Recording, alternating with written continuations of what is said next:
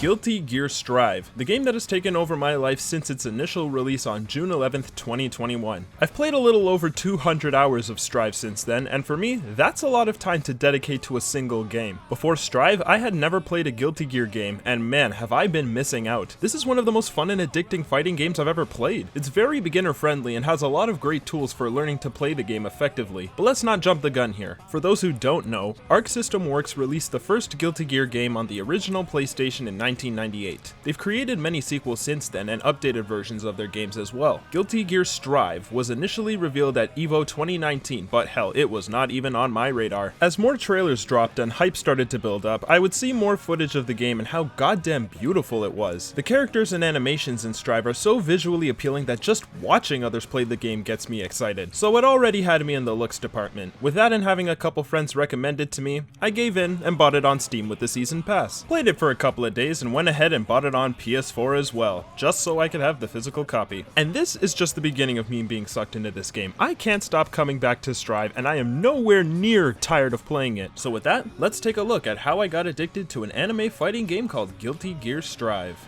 So what are gears and what are they guilty of, is a question I ask myself every time I boot up the game. Like I said before, this is my first Guilty Gear game and I know nothing about these characters or what their stories are, so I'm not going to attempt to explain it in this review. But for those interested, the game does offer an expansive glossary and timeline containing events starting from the beginning of the franchise up until this point. There's weapon lists, relationships, locations, dates, charts. Yeah, it's kinda long as shit and I think I'm gonna pass on it for now. That and the game's story mode, which is basically a 5-hour cutscene. 5 hours I have no context for, so moving on. Guilty Gear Strive plays at a pretty fast pace and rounds don't last very long. One of the main mechanics of Strive is the ability to essentially slow down time. This is known as the Roman Cancel. This ability requires at least one full bar of the tension meter and can be used in a few different scenarios. Whether guarding, attacking, or in neutral, by using a Roman Cancel, you can cancel a move or action into another one that you normally may not be able to. There are 4 different Roman Cancels, all indicated by color, that can create different options for you when facing an opponent. For example, the red Roman Cancel, or RRC,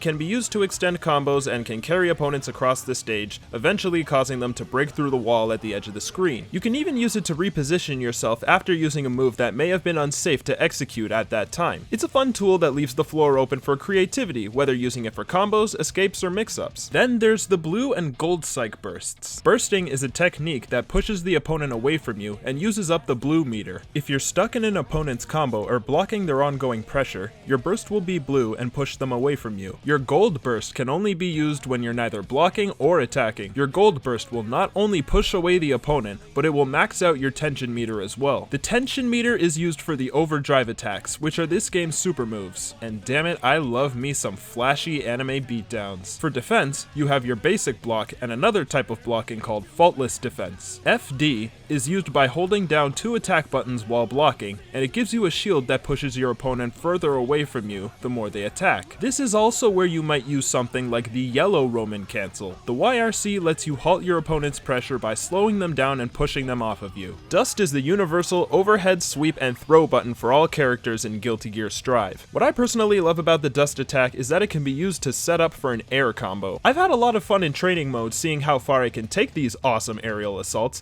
and exploring the different parts of the stages as a result. The 3 different areas in a stage can be discovered after an area shift or wall break. And if I could talk about a stage real quick, it would have to be Giovanna's. She is my main and I have played on this stage more than any other in the game. But the aesthetic is just there. Look at this colorful rainy city and this trendy cafe, and not to mention the awesome rock music it's accompanied by.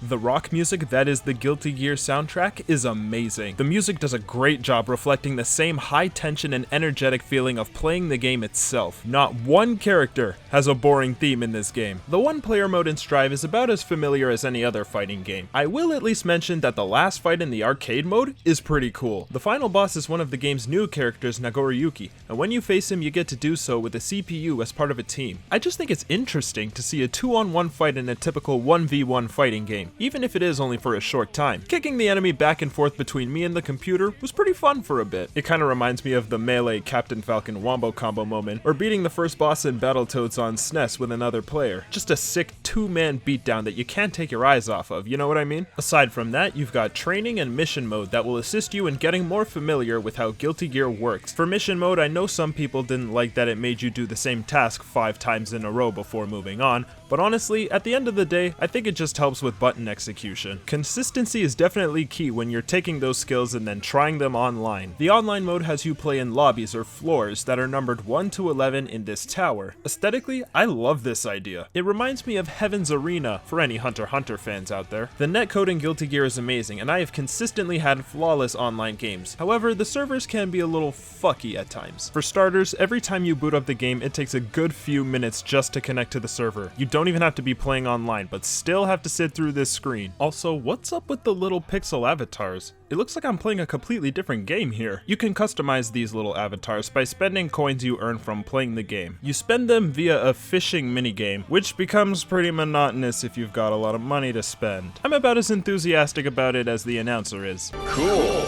You can get other extras from here as well, such as music soundtracks, artwork, and even trailers for the game. I really like scrolling through concept art from time to time and getting a glimpse on the design process, which leads me to the designs for the characters. I love how different everyone looks and feels when playing the game. They even give you an idea of how easy or difficult it is to play them with a star rating. I've mostly played as Giovanna, who's relatively easy to pick up with her easy hit confirms and basic bread and butter combos. I've also tried out others like Ramlethal, Potemkin, and even Soul Bad Guy. Ram's pretty approachable as a character. She's got wicked range with her swords and does a lot of damage too. And if you're playing Potemkin, there is only one reason why, and that is because of the Potemkin Buster. This is one of the strongest attacks in the game, and there is nothing more satisfying than landing one of these and taking away half your opponent's health in an instant. And then there's the heavenly Potemkin Buster, which is just as glorious as it sounds. I'm really glad I decided to pick up Guilty Gear Strive. With the game only being out for close to half a year now, and DLC still on the horizon, now is the best time to get into playing it. If you haven't played Guilty Gear before, hopefully this video convinces you to give it a shot, because I promise you